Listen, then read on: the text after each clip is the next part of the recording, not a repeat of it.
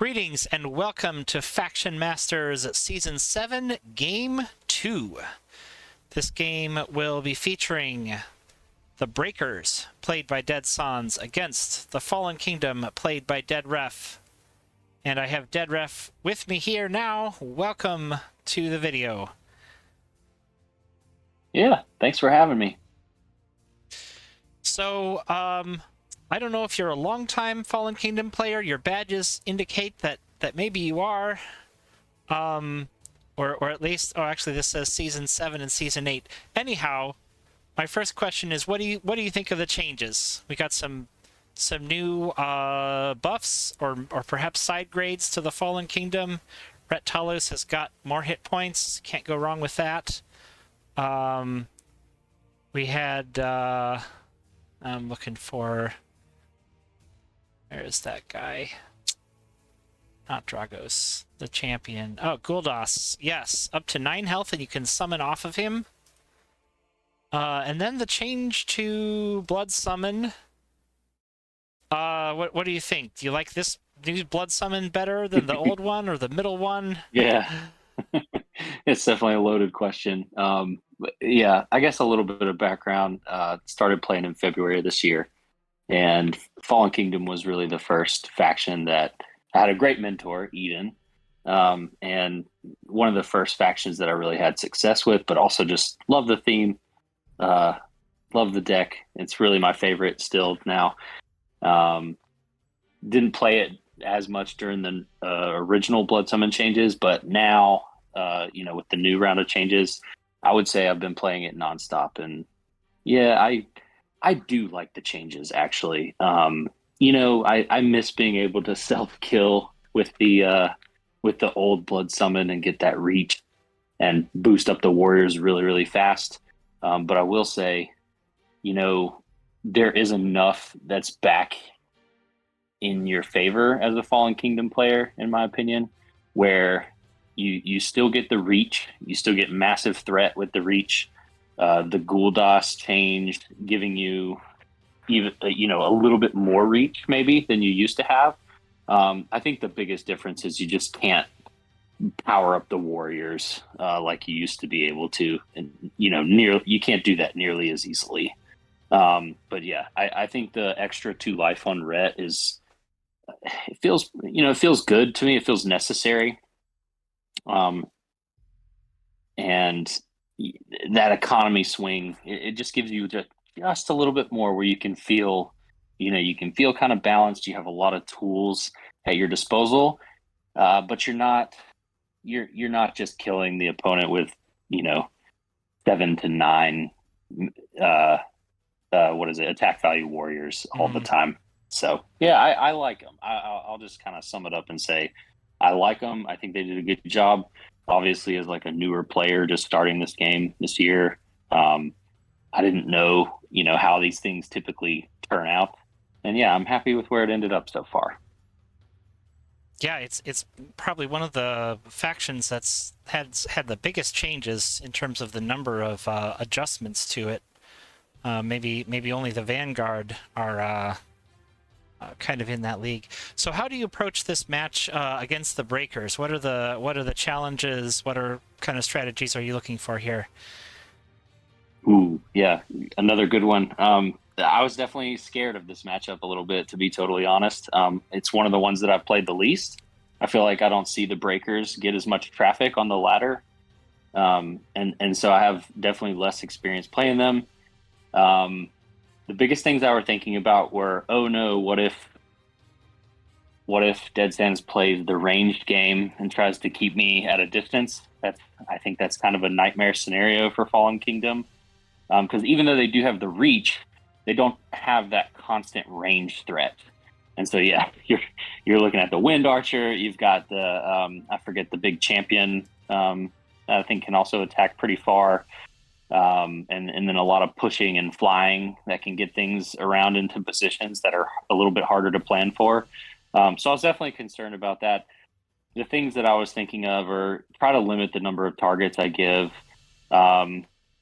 Definitely, watching some early Fallen Kingdom, when I was first starting to play them, the stacking your units vertically so that there's not too many targets presented. And then I definitely wanted to focus on building the carrier army. I thought that was really going to be important in this game to just kind of have a very, very large board presence. I find that gives a lot more options with Fallen Kingdom if you have a lot of units on the board. Okay. Well, I am looking forward to see how this one turns out. And I also like this new feature of the arrows getting to switch sides.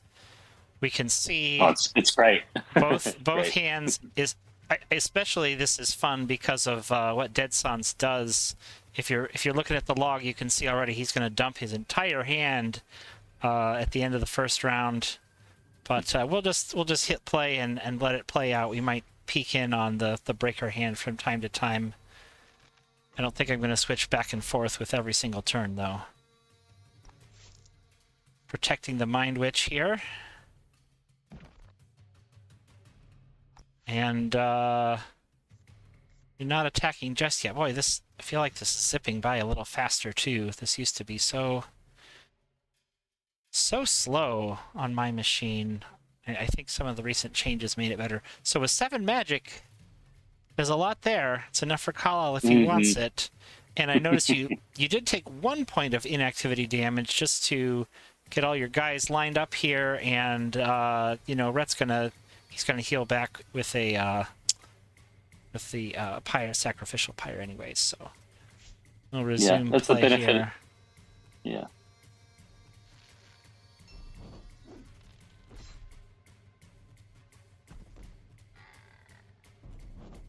With these 2 deceivers flanking your approach to the Mind Witch, you can just shoot through with the archer if you want to. We'll see what you go for here. Yeah, it was an intimidating start from him, I'll say.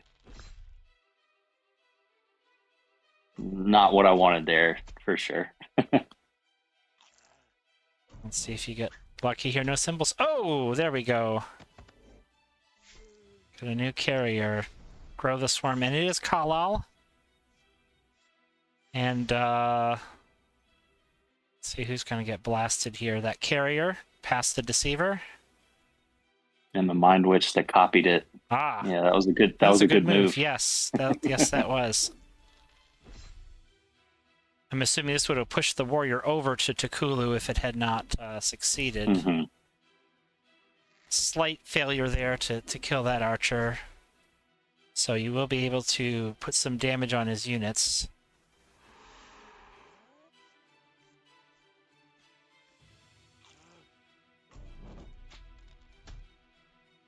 That one was all you needed there.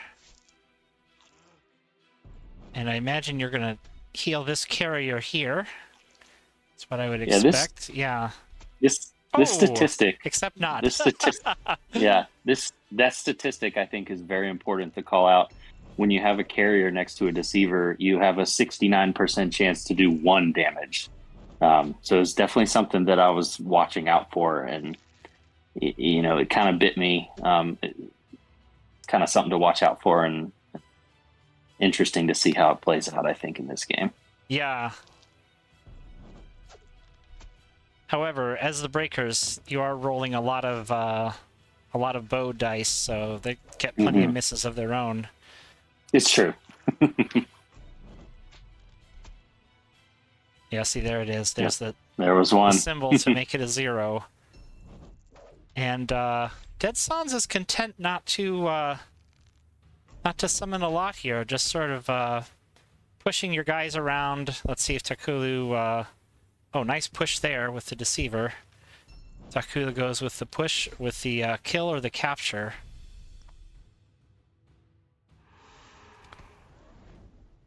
Here's your first pyre. You've got a purge ready. I imagine this is going to inflict a lot of damage on Kal-El. 8 hit points is a lot, but doesn't have any way to heal her. Yeah, I think those champions are scary in the Breakers deck for sure. They have a lot of health, a lot of power too. And it's interesting to see both summoners just in the back line playing it pretty safe here. But Talus doesn't really need to get into the combat, but bringing him closer does give you more options for Raise the Dead summoning. I think that's a good call out. I probably didn't bring him closer when I should have. So far, you've only brought back the skeletal archers because, I should say undead archers, as we call them in 2nd edition. Sometimes I'll slip up and call things by the old names, so forgive me if I miss one of those. The undead archers, the name actually really matters for the new blood summon, that they're undead archers. Oh, wow. Sure 3 out of does. 3 there. Yeah. So I think that was probably my first big break in this game, was to connect that 3 out of 3. For sure. That was what I needed. Yeah, I'm just gonna check his hand here. Okay, we've got Guldoon.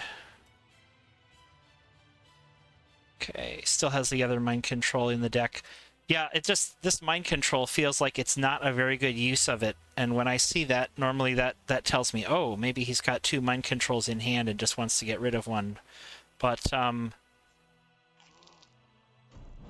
it seems like both of you are really going to try to wage some economic war here.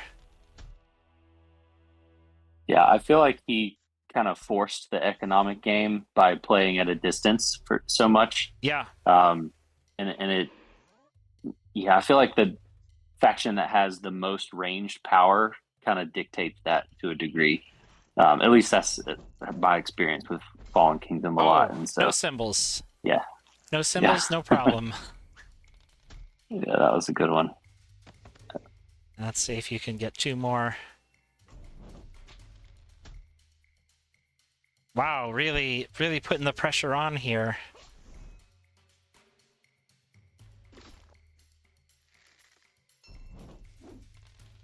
It's funny, I almost never summon Dragos.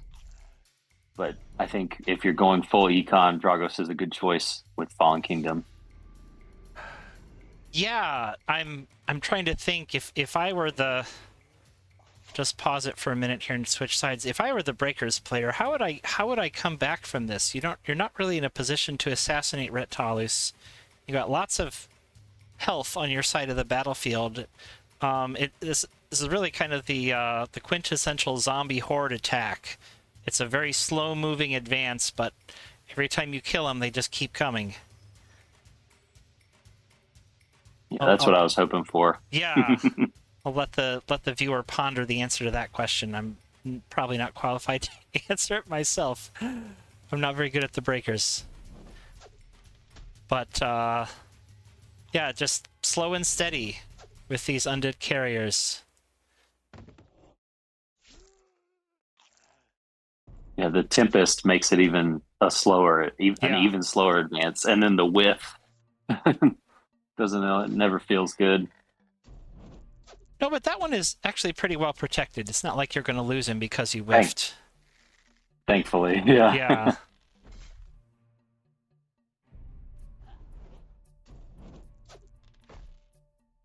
Yeah. I think both sides here have to deal with some loss of potential magic. You with your undead carriers that don't give magic when they kill. DeadSans with the mind capture doesn't give magic when it captures. So you're both zipping through your draw piles pretty quickly here, but you've really got some critical mass of carriers. This anti-zombie fortress here is what this looks like. Just one little opening here. I actually thought about it. It's like a zombie movie, yeah, this game. Very, very much All so. those walls. Yeah. Gotta man the barricades, stop the zombies from coming in. Although in this case it's wizard who can mind control the zombies to have them fight other zombies, but even then... Yep.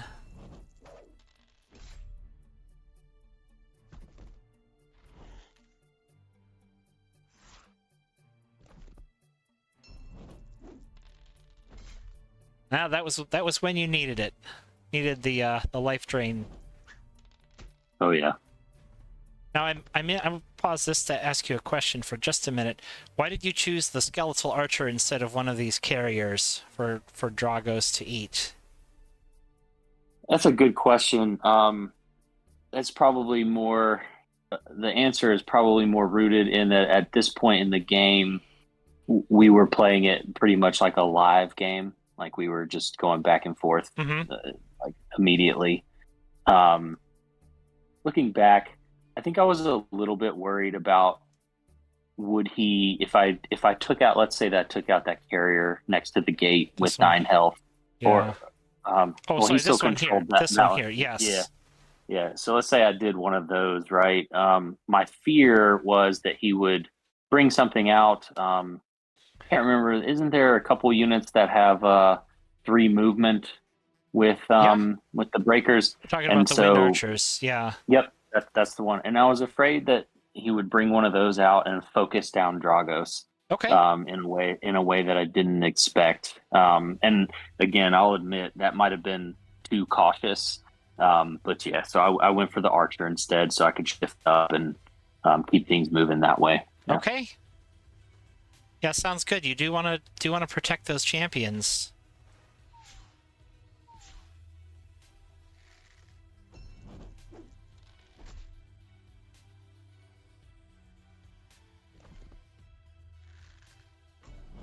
Interesting. He didn't. I thought he might move the Mind Witch over here to focus Dragos, but he just wants to take out this gate.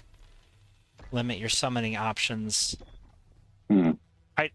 I probably would have gone for Dragos, but this is a difficult situation to be in. Now Retalis is getting pretty low. And you've got one more pyre in your draw pile, I believe, but he looks pretty safe. I mean, I shouldn't say that against the Breakers, because they always have a way to use a mind control and a blast and a, some other thing. He's got 4 magic there. I'm just wondering if he's holding on to any champions at all. He's still got Gul'dun and Gwalark. Interesting, and yeah. one wind archer, his last wind archer. No, sorry, second to last wind archer. Okay, we'll continue here.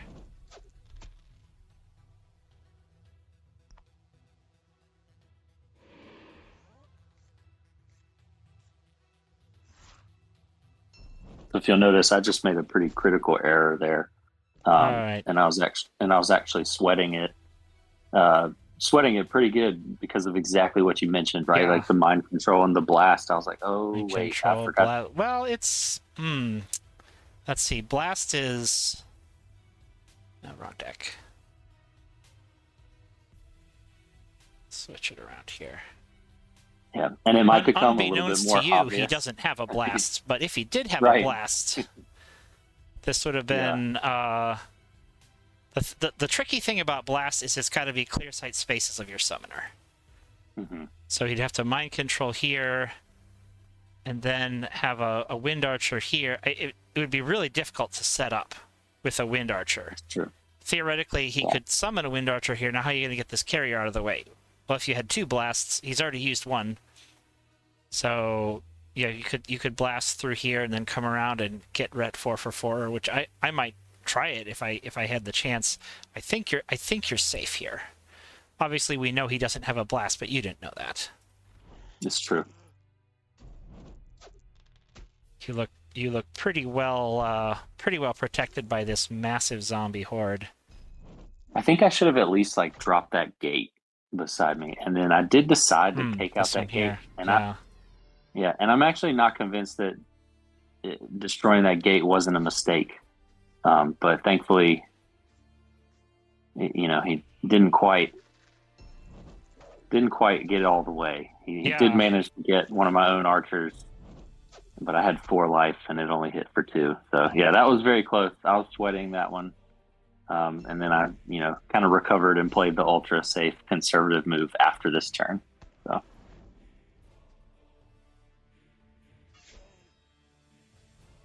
putting the gate here, I believe, or just even back up. yeah, I was like, okay, no need to risk Ret at this point. I've got a pretty good board presence, but I think there's still one more trick in there, right? Like one more blast, maybe a wind archer thrown all the way down. So I was pretty worried about that, and then I was like, I think this will stop it, though. And yeah, I powered up the warriors to take out their champion.